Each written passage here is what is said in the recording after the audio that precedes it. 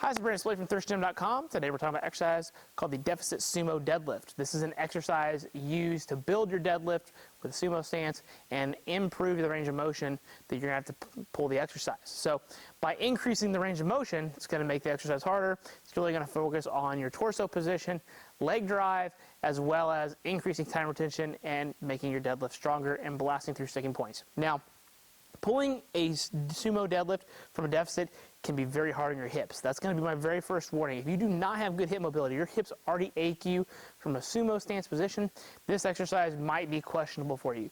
I would definitely work on your hip mobility to make sure you can get in the positions that you need to, and then also work on just your starting strength by pulling against bands and chains, and I think you'll find that your speed off the floor will just drastically improve by doing those few things.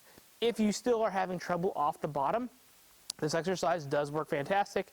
You just really got to hammer your position and understand that your hip position on this exercise like this is not going to be the same as your normal sumo deadlift. So if you neglect that for too long, you might be having some issues and starting position issues, and that might open a whole other can of worms later on.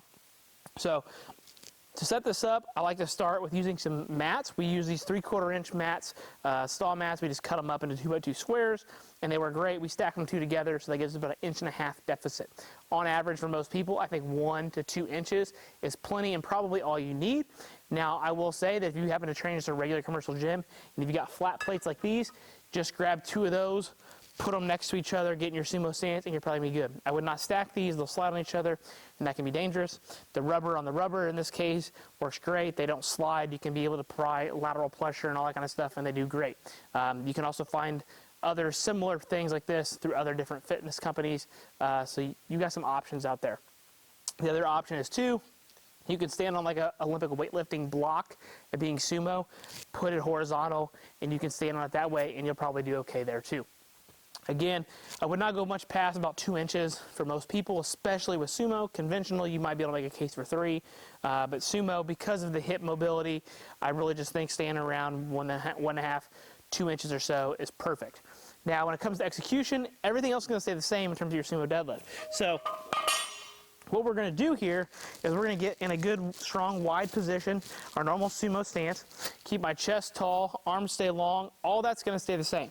Now, because I'm going to have to get my arms longer and pull the bar a further range of motion, understand, like we said, hip position is going to change. Your hips are probably going to have to get lower, because if not, you're going to have to lean forward more to get to the bar, which you don't want to do, especially in sumo. You'll never get the weight off the floor from this position. But we're going to use this to try to drop our hips a little bit more and use that leg drive from that position to learn how to apply that force and blast through, ideally where we're having issues, which is going to be probably not far off the ground, because if you're having trouble getting it off the ground, that's probably why you're picking this exercise to begin with. So what we're going to do, chest tall, feet in our sumo position, reach long, pull slack out of the bar, get our hips down, and then drive our hips forward as we pull the weight.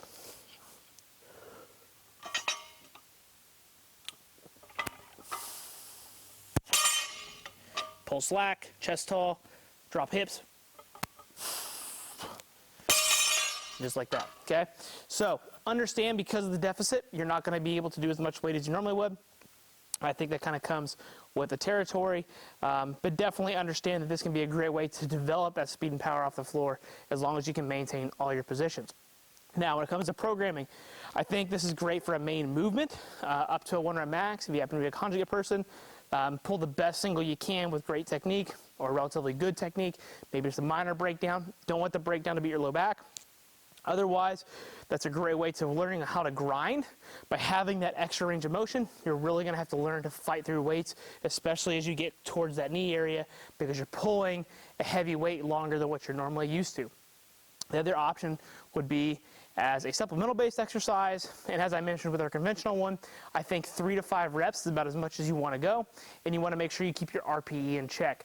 You do not want to go super heavy for sets of 5 to where your technique just becomes trash. You're just going to build bad movement patterns that are not going to actually help your deadlift.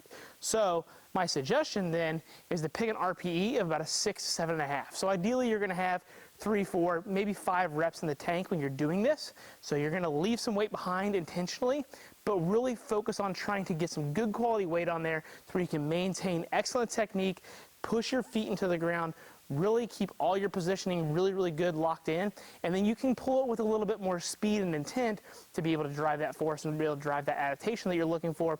So when you go to actually deadlift off the floor, one, it feels like you're pulling less range of motion, but also so that all that technique carries over to your actual competition lift. In this case, this would be the sumo deadlift. So if you got any questions about this, please feel free to leave them in the comment section. Thanks. Have a great day.